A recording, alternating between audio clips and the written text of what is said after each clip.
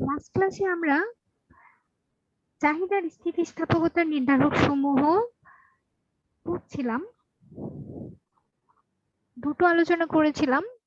তার আগে আমরা আলোচনা করেছিলাম দাম স্থিতিস্থাপকতার পরিমাপ সমূহের মধ্যে মোট ব্যয় পদ্ধতি নিয়ে আলোচনা করেছিলাম। মোট ব্যয় পদ্ধতি নিয়ে কারো কোনো সমস্যা আছে?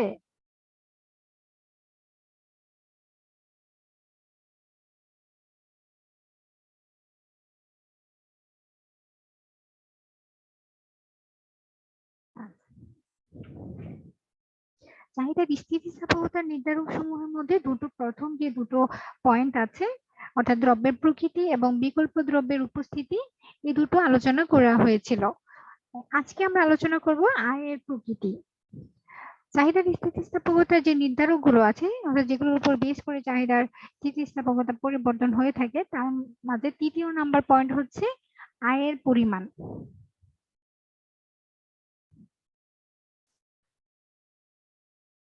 বলতো আয়ের পরিমাণ কিভাবে চাহিদার স্থিতিস্থাপকতাকে প্রভাব ফেলে?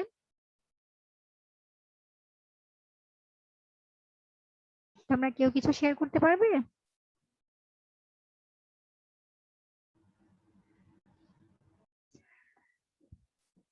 আচ্ছা, যারা সমাজে রিচ আছে, অর্থাৎ ধনী শ্রেণী আছে, তাদের কাছে আসলে দ্রব্যের চাহিদা অস্থিতিস্থাপক। অর্থাৎ দ্রব্যের দাম খুব বেশি কমে গেলেও ওদের সমস্যা নাই, বা বেড়ে গেলেও সমস্যা হয় না। অর্থাৎ যেহেতু তাদের আয় অনেক বেশি, সেই জন্য তাদের দ্রব্যের দামের হ্রাস বৃদ্ধিতে তাদের উপর তেমন কোনো প্রভাব ফেলতে পারে না। সেই জন্য তাদের কাছে দ্রব্যের চাহিদা হচ্ছে অস্থিতিস্থাপক। অর্থাৎ দাম বেড়ে গেল নাকি কমে গেল, তার উপর চাহিদা খুব বেশি বাড়েও না, খুব কমেও না। সেই জন্য তাদের চাহিদা হচ্ছে অস্থিতিস্থাপক। কিন্তু যাদের আয় একটু কম, অর্থাৎ নিম্ন আয়ের মানুষ আছেন, বা যাদের আয় খুব লিমিটেড, তাদের ক্ষেত্রে দ্রব্যের চাহিদা হচ্ছে স্থিতিস্থাপক। অর্থাৎ তারা আসলে দ্রব্যের দাম হ্রাস বা বৃদ্ধির উপর বেসিস করে তারা তাদের দ্রব্যের চাহিদা হয়তো বাড়ায় কিংবা একটু কমিয়ে দেয়। তাহলে যাদের আয় একটু লিমিটেড, তাদের ক্ষেত্রে দ্রব্যের চাহিদা কেমন?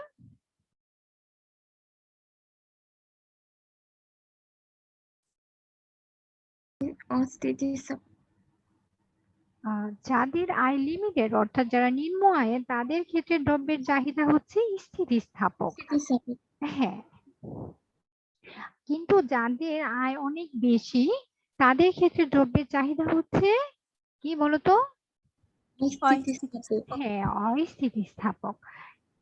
অস্থিতিস্থাপক হচ্ছে দামের হ্রাস বা বৃদ্ধির কারণে চাহিদার খুব বেশি পরিবর্তন হয় না, হয় বাট অল্প হয়। আর স্থিতিস্থাপক হচ্ছে দামের হ্রাস বা বৃদ্ধির কারণে চাহিদার ব্যাপক পরিবর্তন হয়। দামের পরিবর্তন থেকে চাহিদার পরিবর্তনটা বেশি হয়, সেটা হচ্ছে স্থিতিস্থাপক। আচ্ছা, এবার দেখি ভোক্তার অভ্যাস। ভোক্তার অভ্যাস কি করে চাহিদার স্থিতিস্থাপকতাকে প্রভাব ফেলে? সেটা হচ্ছে কেউ হয়তো বা কোনো দ্রব্যের প্রতি খুব আসক্ত, বা কোনো দ্রব্য তার এটা রেগুলার অভ্যাস, যে সকালবেলা উঠে হয়তো কেউ হয়তো সকালবেলা ঘুম থেকে উঠে এক কাপ গ্রিন টি না হলে হয় না, কিংবা এক কাপ কফি তার দরকার হয়, এটা তার হচ্ছে একটা রেগুলার অভ্যাস। আবার কারো হয়তো ডিফারেন্ট কিছু, আবার কেউ হয়তো পান খেতে খুব পছন্দ করে, এখন পান বেড়ে গেল কমে গেল, সে আসলে পানের আসক্তি কমাতে পারবে না। কেউ আবার হয়তো একটু স্মোকিং করে, ওদের ক্ষেত্রে হয়তো স্মোকিংটা ওইটা হচ্ছে একটা এডিকশন। সে স্মোকিং স্মোকিং করার জন্য যে সিগারেট দরকার হয়, সেটার দাম খুব বেড়ে গেল বা কমে গেল, সেটা আসলে তার চাহিদার ক্ষেত্রে খুব বেশি একটা প্রভাব ফেলে না, কারণ সে এটার প্রতি আসক্ত। এটা হয়তো বেড়ে গেল, দাম একটু বেড়ে গেল, কিন্তু তারপরেও সে হয়তো এই মানে স্মোকিংটা ছাড়তে পারছে না, তখন তাকে আবার স্মোকিং করতে হচ্ছে। তার মানে তার কাছে চাহিদা অনেকটা সেমই থাকে। সেই ক্ষেত্রে আসলে ভোক্তার কাছে সেই দ্রব্যের চাহিদা হয় অস্থিতিস্থাপক। আমরা বুঝতে পেরেছি? Okay.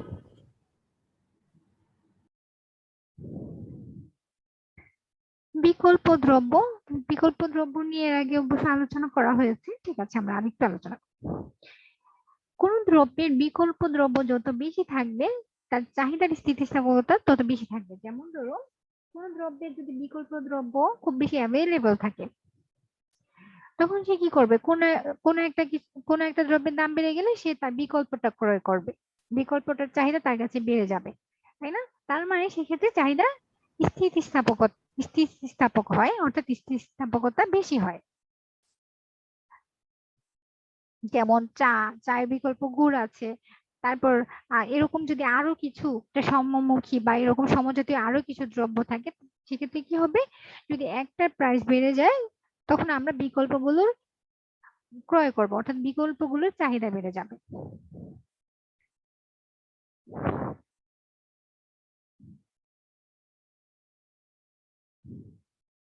আচ্ছা, পরিপূরক দ্রব্যের ক্ষেত্রে কি হচ্ছে? পরিপূরক দ্রব্যের সংজ্ঞাটা আমরা একটু মনে করি তো। কেউ একজন বলো পরিপূরক দ্রব্য কাকে বলে? হ্যাঁ, কেউ একজন বলছিলে, বলো।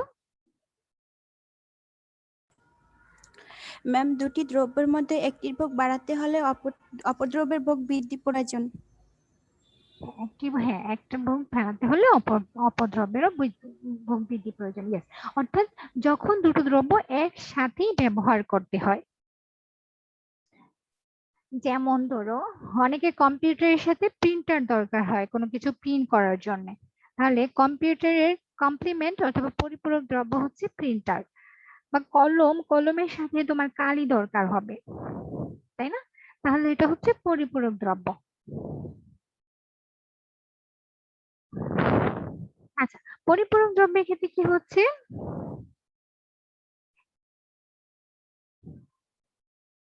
একটি দ্রব্যের চাহিদা বৃদ্ধি পেলে অন্য দ্রব্যেরও চাহিদা বৃদ্ধি পায়, অর্থাৎ এই ক্ষেত্রে চাহিদাটা হয় স্থিতিস্থাপক।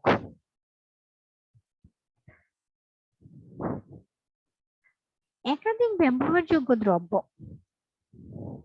কিছু কিছু দ্রব্য আছে তুমি বিভিন্ন ভাবে ইউজ করতে পারবা, এটা বিভিন্ন মুখে ইউজ থাকে।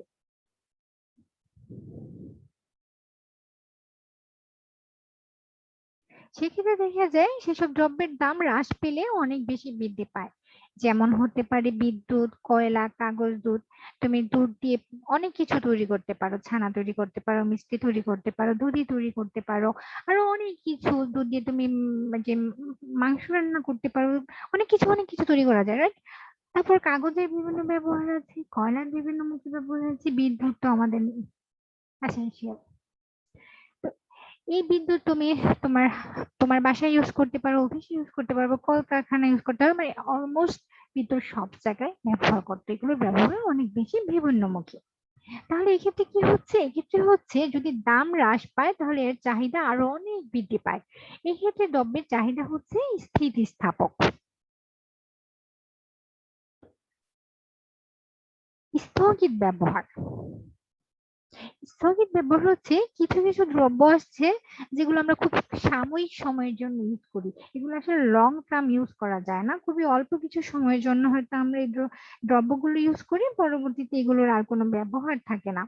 তো সেই সব দ্রব্যের ক্ষেত্রে দেখা যাচ্ছে যে একটু দাম কমলে বা একটু বাড়লে এটা চাহিদা বেড়ে যায়, অর্থাৎ সেসব দ্রব্যের ক্ষেত্রে চাহিদা স্থিতিস্থাপক হয়ে যায়।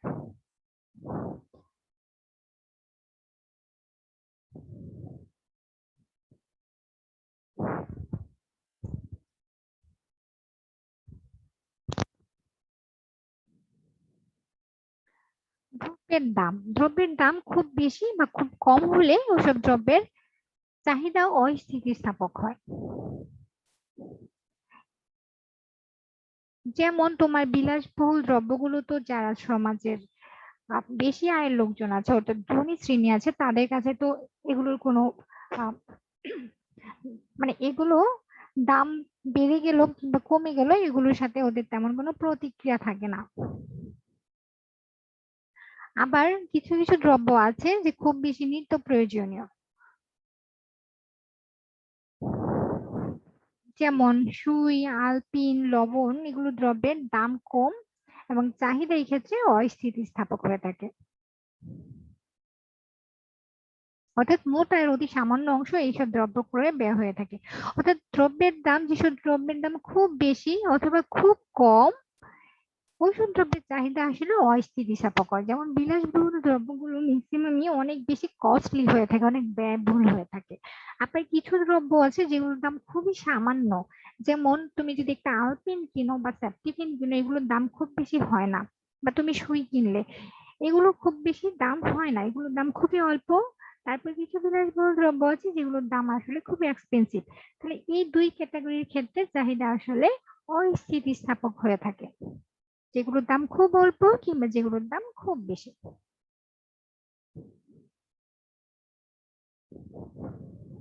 আচ্ছা, সময়ের ব্যবধান কি বলেছে দেখো।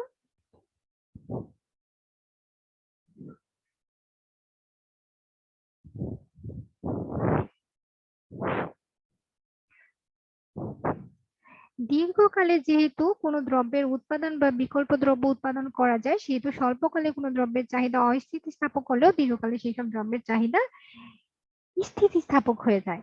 যেমন তুমি হয়তো স্বল্পকালে কোনো একটা দ্রব্যের চাহিদা অস্থিতিস্থাপক হতে পারে, কিন্তু দীর্ঘকালে আসলে ওটার চাহিদা স্থিতিস্থাপক হয়। কেমন করে হয় তোমাদেরকে একটু ডিটেলস বলি। ধরো তুমি স্বল্পকালে কোনো কিছু এখন একটা দরকার, ধরো তোমার এখন ইমার্জেন্সি একটা মেডিসিন দরকার, খুব ইমার্জেন্সি। এখন তুমি হয়তো তুমি তোমার পাশের কোনো ফার্মেসিতে গিয়ে দেখবে, তো ওখানে ফার্মেসিতে বললো যে এই ওষুধের দাম এত টাকা। যেহেতু তোমার এখন ইমার্জেন্সি, তুমি যত টাকা বলবে অত টাকা দিয়ে কিনে নিয়ে চলে আসবে।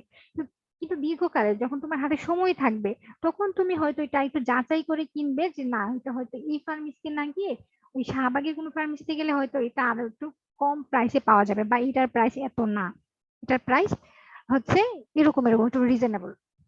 তাহলে দীর্ঘকালে তুমি হচ্ছে সেসব দ্রব্যের চাহিদা স্থিতিস্থাপক হয়ে যায়। কিন্তু যেটা হচ্ছে স্বল্পকালে যেহেতু তোমার হাতে সময় কম, সেই জন্য সেই সময়ে আসলে চাহিদাগুলো অস্থিতিস্থাপক হয়ে থাকে, কিন্তু দীর্ঘকালে সেসব দ্রব্যের চাহিদা আবার স্থিতিস্থাপক হয়ে যায়।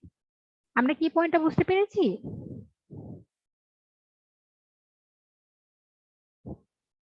আর স্বল্পকালে কোনো দ্রব্যের চাহিদা হইলেও দেখা যাচ্ছে উৎপাদন আসলে ওইভাবে সাড়া দিতে পারে না, কোনো দ্রব্য উৎপাদন ওইভাবে করতে পারে না। কিন্তু দীর্ঘকালে হলে সেই সময়ের মাঝে যে উৎপাদনকারীরা বুঝতে পারে যে এই দ্রব্যের খুব চাহিদা আছে, তখন তারা ওই উৎপাদনটা আরো বাড়িয়ে দেয়। এই পয়েন্টটা নিয়ে কি কারো কোনো সমস্যা আছে?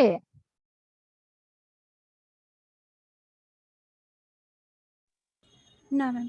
ওকে। আচ্ছা, তারপরে হচ্ছে আয়ের শতকরা খরচ। অর্থাৎ তুমি একটা দ্রব্যের পিছনে আয়ের শতকরা কত অংশ খরচ করছো তার উপর বেসিস করেও কোনো দ্রব্যের চাহিদা স্থিতিস্থাপক বা অস্থিতিস্থাপক হতে পারে। যেমন ধরো যদি তোমার আয়ের সামান্য অংশ খরচ করা হয়, তাহলে সেসব দ্রব্যের চাহিদা আসলে অস্থিতিস্থাপক হয়।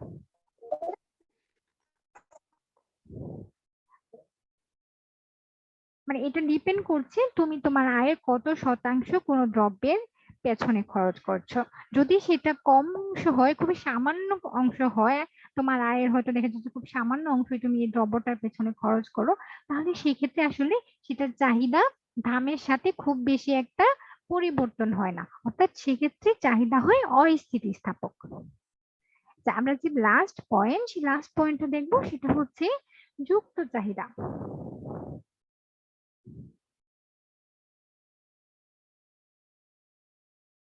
আচ্ছা, যুক্ত চাহিদা হচ্ছে কিছু কিছু দ্রব্য যুক্ত ভাবে, অর্থাৎ একই সাথে কম্বাইন ভাবে ব্যবহার করা হয়, সেসব দ্রব্যের ক্ষেত্রে চাহিদাটা কি হয়, সেসব চাহিদা হচ্ছে অস্থিতিস্থাপক। যেমন গাড়ির দাম হ্রাস না পেয়ে জ্বালানির দাম হ্রাস পেলেও গাড়ির ব্যবহার বৃদ্ধি পায় না।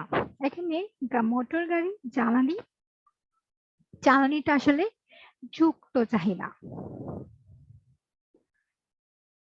আচ্ছা, এই ছিল আমাদের চাহিদার স্থিতিস্থাপকতার নির্ধারক সমূহ। এর এগুলোর মধ্য দিয়ে আমাদের মূলত চাহিদা রিলেটেড যতগুলো টপিক ছিল সেগুলো মোটামুটি কমপ্লিট হয়েছে। আমরা লাস্ট ক্লাসে বলেছিলাম যে চাহিদার টপিক গুলো শেষ হলে আমরা চ্যাপ্টার 2 এর উপর একটা পরীক্ষা নিব গুগল ফর্মে। পরীক্ষাটা অনুষ্ঠিত হবে আগামী সপ্তাহে শনিবার। তোমাদের ক্লাস টাইমে না, ক্লাস শেষে তোমরা সবাই পরীক্ষাটা দেবে, আমি লিংক দিয়ে দেবো, সেই লিংকে গুগল ফর্মে ক্লিক করে তোমরা সবাই পরীক্ষা দেবে। তাহলে পরীক্ষার টপিক হচ্ছে তোমাদের চ্যাপ্টার 2 এর প্রথম থেকে শুরু করে চাহিদার আজকে পর্যন্ত যা পড়িয়েছি সবটুকু। মিস পরীক্ষাটা কখন? পরীক্ষাটা হচ্ছে নেক্সট শনিবার।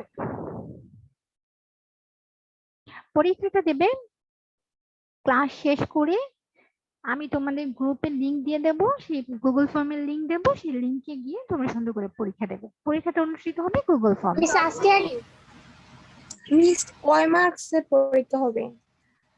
তোমরা বলো কত মার্কসের পরীক্ষা দেবে, 10 মার্কস নাকি 15 মার্কস? মিস আজকে? আজকে না, আগামী শনিবার। শনিবারে 20 মার্কে। 20 মার্ক? সবাই কি 20 মার্ক? জি ম্যাম 20 মার্ক। দুই অধ্যায় তাহলে 20 মার্কই ঠিক আছে। বলো সবাই কি এগ্রি করছো 20 মার্কস নাকি 15 মার্কস? Ma'am 20 mark. ওকে, ঠিক আছে, তাহলে 20 মার্কসের আগামী সপ্তাহে শনিবার তোমরা একটা এক্সাম দেবে, সেটা হবে গুগল ফর্মে। ঠিক আছে, ক্লাস শেষে আমি তোমাদেরকে লিংক দিয়ে দেবো, সেগুলোর উপর সেই লিংকে গিয়ে সুন্দর করে তোমরা এক্সাম দিবে। কারো কোনো প্রবলেম হলে আমার আইডিতে নক করবে। আচ্ছা,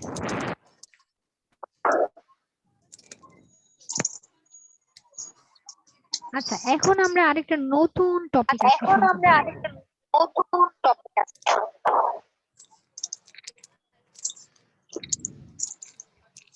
সেটা হচ্ছে যোগান।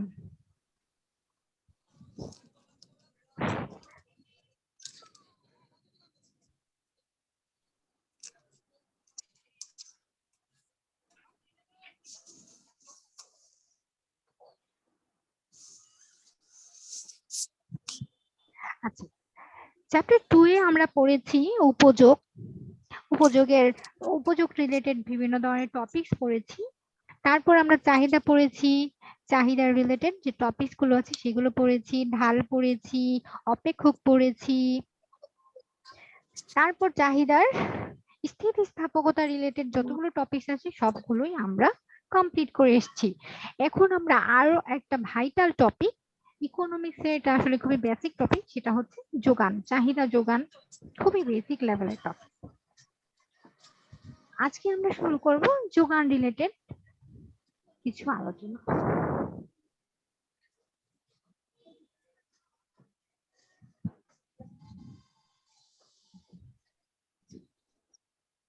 তোমাদের বইয়ে দেখো, সেটা হচ্ছে 108 নাম্বার পেজ।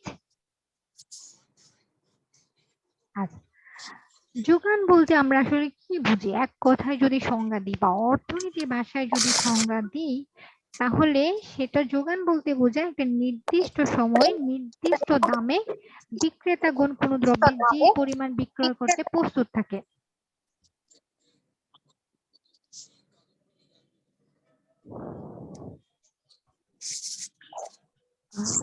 আমি শিক্ষার্থী থেকে অনুরোধ করব, কারো কাছ থেকে হয়তো খুব নয়েজ হচ্ছে, তুমি কাইন্ডলি একটু মিউট করো।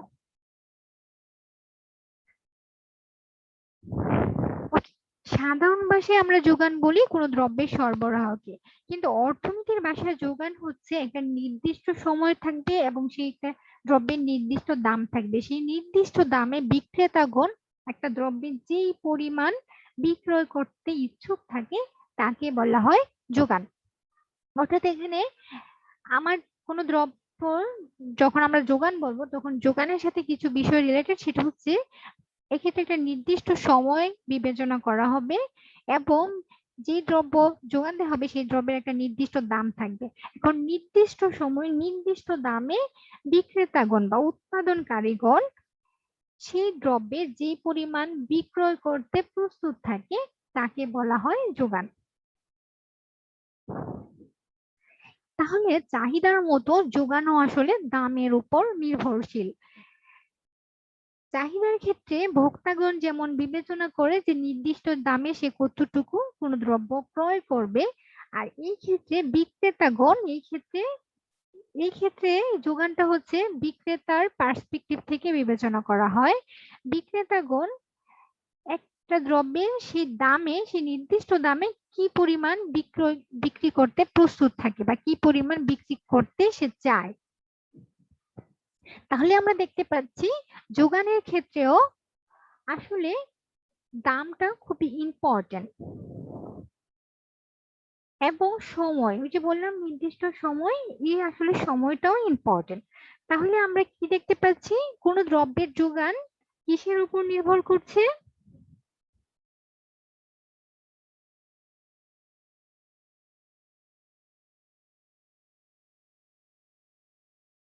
দামের। দামের উপর। Very good, very good, yes, দাম। তাহলে দাম এবং যোগান দুটোই আসলে ওতপ্রোতভাবে জড়িত। চাহিদার যেমন দামের সাথে সম্পর্ক ছিল, যোগানেরও আসলে দামের সাথে সম্পর্ক আছে। কিন্তু যোগানটা আসলে কার পার্সপেক্টিভ থেকে বিবেচনা করা হয়?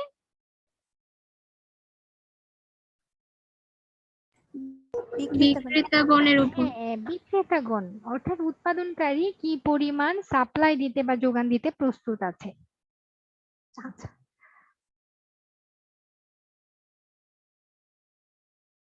আচ্ছা, আমরা তো অপেক্ষক পড়ে এসেছিলাম। তাহলে অপেক্ষকের ভাষায় যদি আমরা বলি, চাহিদার মতো যোগানও দামের একটা ক্রিয়া বা অপেক্ষক। অর্থাৎ এই যে চাহিদা, supply is a function of price. যে একটা হচ্ছে অপেক্ষক, অর্থাৎ দাম, আর হচ্ছে যোগান, সাপ্লাই। এস হচ্ছে সাপ্লাই। যোগানকে ইংলিশে বলা হয় সাপ্লাই। অর্থাৎ supply equal to function of price, যোগান দামের অপেক্ষক।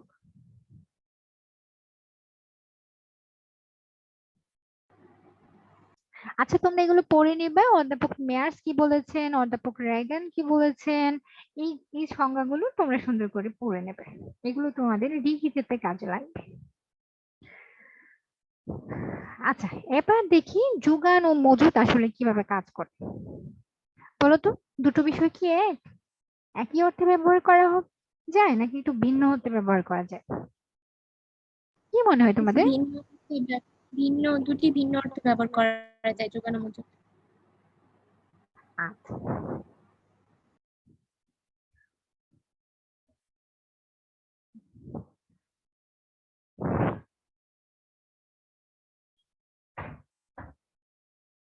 আচ্ছা, দেখো,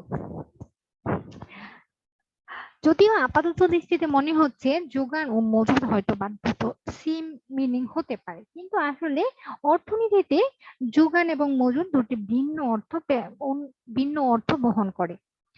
যেমন, যে তোমার কাছে এখন বিক্রয়যোগ্য কি পরিমাণ দ্রব্য মজুদ আছে সেটা হচ্ছে মজুদ বা স্টকিং করা। যেমন ধরো, তুমি এখন এই বছর আহ 500 মেট্রিক টন আলু উৎপাদন করেছো, তোমার একটা ফার্ম হাউস আছে, বড় একটা ফার্ম হাউস আছে। ওখান থেকে তুমি 500 মেট্রিক টনের আলু উৎপাদন করেছো। এখন তুমি এগুলো স্টকিং করে রাখলে, তোমার ভালো একটা হিমাগার আছে, সেখানে তুমি এগুলো স্টক করে রাখলে। হ্যাঁ, অর্থাৎ তোমার কাছে এখন বিক্রয়যোগ্য বিক্রয়যোগ্য পরিমাণ কি পরিমাণ আলু আছে, সেটা হচ্ছে 500 মেট্রিক টন আলু আছে। এটা হচ্ছে তোমার কাছে এখন মজুদ। এখন তুমি যদি সেই মজুদ গুলো, তোমার কাছে যে এখন আলু আছে, সেই আলুগুলো যদি একটা নির্দিষ্ট দামে বিক্রি করো,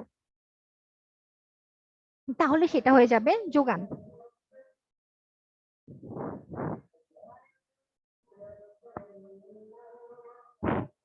আচ্ছা, আজান হচ্ছে, হ্যাঁ, একটা মিনিট আমরা অপেক্ষা করি।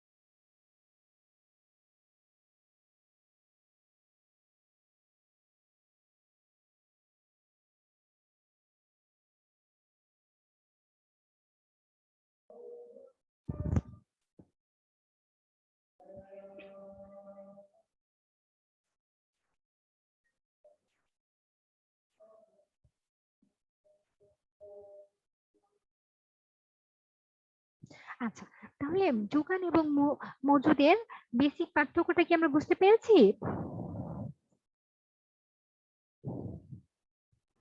জি মিস। আচ্ছা, তাহলে মজুদ ধারণাটা হচ্ছে একটু বৃহত্তর লেভেলের, বা যোগান ধারণাটা হচ্ছে একটু বৃহত্তর বা সমান। মানে তুমি যখন কোনো কিছু কোনো পরিমাণ তুমি যাই উৎপাদন করলে সেটাকে যদি তুমি স্টকিং করে রাখো সেটা হবে মজুদ। যখন তুমি সেই স্টকটাকে বাজারে সাপ্লাই দিলে কোনো একটা নির্দিষ্ট দামে বিক্রি করলে তখন সেটা হয়ে যাবে যোগান।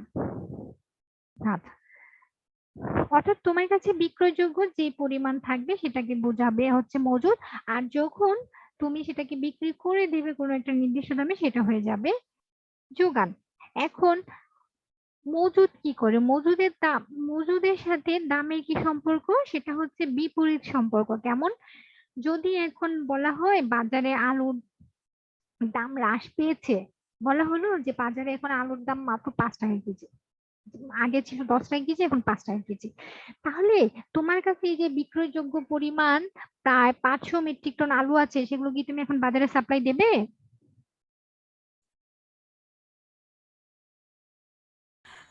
No ma'am. হ্যাঁ, ভেরি গুড। তার মানে তুমি এখন সাপ্লাই করবে না, কারণ তুমি দেখছো এখন বাজারে আলুর দাম কমে গিয়েছে, তুমি এখন আসলে তোমার এই মজুরটাকে বাজারে বিক্রির জন্য পাঠাবে না।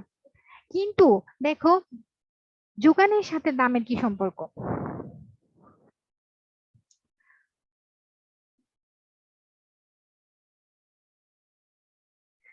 আবার দেখো, যদি মজুদের সরি, আবার যদি দাম বেড়ে যায় তাহলে তুমি অনেক তোমার এই মজুরটাই বাজারে পাঠাবে বিক্রি করার জন্য, তখন মজুদ আসলে হ্রাস পাবে, যেহেতু তুমি বাজারে এই মজুরটাই সেন্ড করতেছো বিক্রি করার জন্য, তখন আসলে মজুরটা হ্রাস পাবে। যোগানের ক্ষেত্রে এরকমটি হচ্ছে, যোগানটা বলা হয়েছে দাম বাড়লে যোগান বাড়াবে, যখন বাজারে আলুর দাম বেড়ে যাবে তখন তুমি বেশি করে আলু বিক্রি করবে, তাই না? জি ম্যাম। আচ্ছা, তাহলে এখানে বলা হয়েছে যে মজুদ ধারণাটি স্থির, কিন্তু যোগান ধারণাটি আসলে প্রবাহমান। ফ্লো ফ্লো থাকে, যে তুমি দাম বাড়লে এটাকে যোগান যোগান বাড়িয়ে দেবে, ওইরকম একটা ফ্লোইং থাকে সবসময়। আচ্ছা, আমরা পড়েছিলাম চাহিদা বিধি। চাহিদা বিধির মতো করে আসলে যোগানেরও একটা বিধি আছে। চাহিদা বিধিতে আমরা কি পড়েছিলাম? চাহিদার সাথে দামের কেমন সম্পর্ক ছিল? বিপরীত সম্পর্ক। চাহিদার বিপরীত সাথে, হ্যাঁ, চাহিদার সাথে দামের বিপরীত সম্পর্ক ছিল। ভেরি গুড, একটা নেগেটিভ রিলেশনশিপ ছিল। কিন্তু যোগানের ক্ষেত্রে দেখি তো আমরা সম্পর্কটা আসলে কেমন চাহিদার সাথে, সরি, যোগানের সাথে দামের, চলো দেখি। সমমুখী। হ্যাঁ, ভেরি গুড, তোমার ধারণা একদমই সঠিক। চলো আমরা দেখি আমাদের বই কি বলা হয়েছে।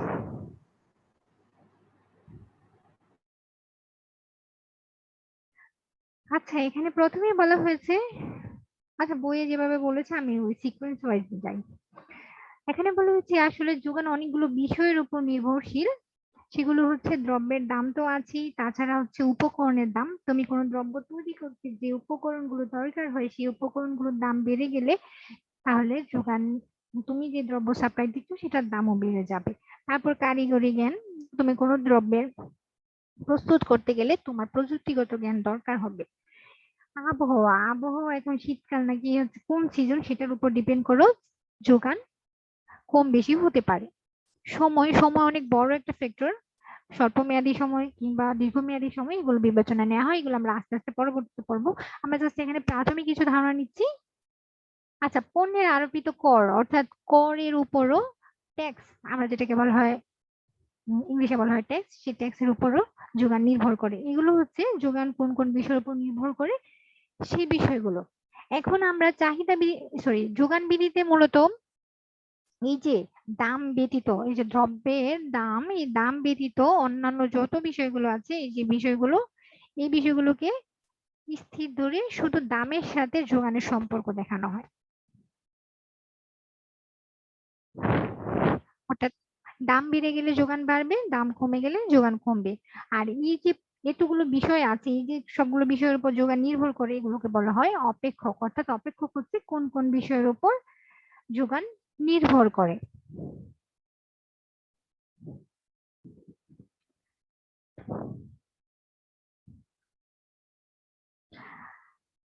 আচ্ছা, এখন দেখি যোগান, এই যে আমি একটু আগে যেটা বললাম, দাম বাড়লে যোগানের পরিমাণ বাড়ে, দাম কমলে যোগানের পরিমাণ কমে, একেই বলা হয় যোগান বিধি।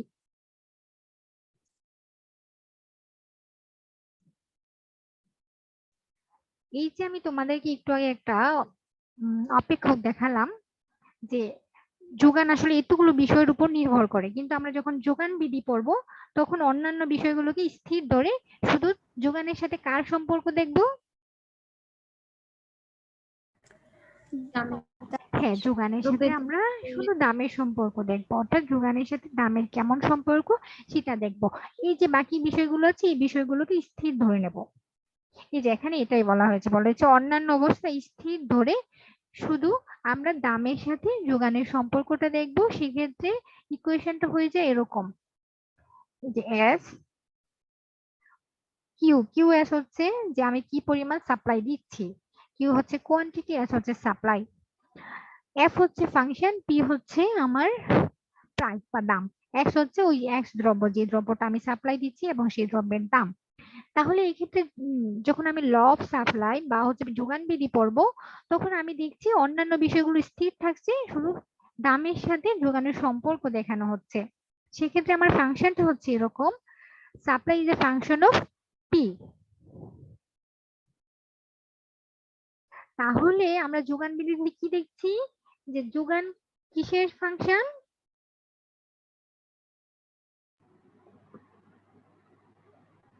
দ্রব্যের যোগানের পরিমাণ। যোগান হচ্ছে দ্রব্যের দামের অপেক্ষক। এই যে দাম, আমি শুধু দামের সাথে দ্রব্যের যোগানের সম্পর্ক দেখছি, দাম বেড়ে গেলে যোগান বেড়ে যাচ্ছে, দাম কমে গেলে যোগান কমে যাচ্ছে। দাম বেড়ে গেলে যোগান বেড়ে যাবে, দাম কমে গেলে আমার যোগান কমে যাবে। কারণ যখন বাজারে কোনো দ্রব্যের দাম বেড়ে যাবে তখন আমি একটু বেশি করে ওই দ্রব্যটা সাপ্লাই দেবো বা বেশি করে বিক্রি করব। দাম কমে গেলে আমি তখন ওই দ্রব্যটা বেশি বিক্রি করতে চাইবো না, আমি তখন সাপ্লাই কমিয়ে দেব। তাহলে দামের সাথে যোগানের সাথে কার সম্পর্ক? দামের। হ্যাঁ, কেমন সম্পর্ক? সমমুখী। সমমুখী, ভেরি গুড, সমমুখী সম্পর্ক।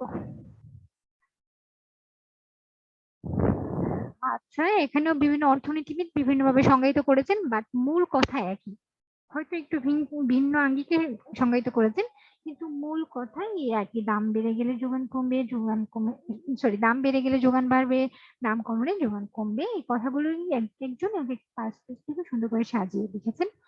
তোমরা এগুলো পড়ে নিবে কোন অর্থনীতিবিদ কিভাবে সংজ্ঞায়িত করেছেন।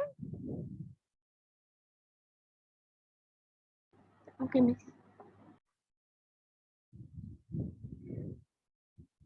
আচ্ছা, এই দেখো এখানে আবার একটু রিফ্রেশ ভাবে সংজ্ঞায়িত করেছে, সেটা হচ্ছে অন্যান্য অবস্থা স্থির থেকে। ঠিক আছে, যোগান তো অনেকগুলো বিষয়ের উপর নির্ভর করে, আমরা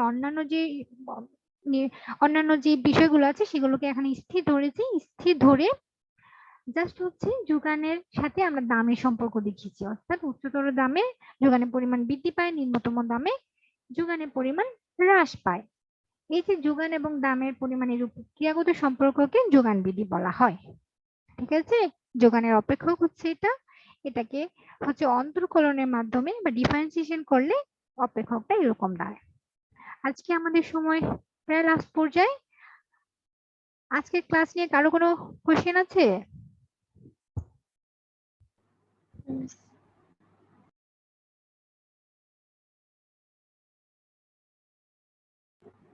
আমাদের কি সোমবারে পরীক্ষা? শনিবার স্যাটারডে। ম্যাম আমাদের হচ্ছে প্রথম থেকে এখন যে যতটুকু পড়িয়েছেন ওটার না, মধ্যে পরীক্ষা হবে। যোগানের অধ্যায়টুকু থাকবে না, চাহিদার টপিক পর্যন্ত।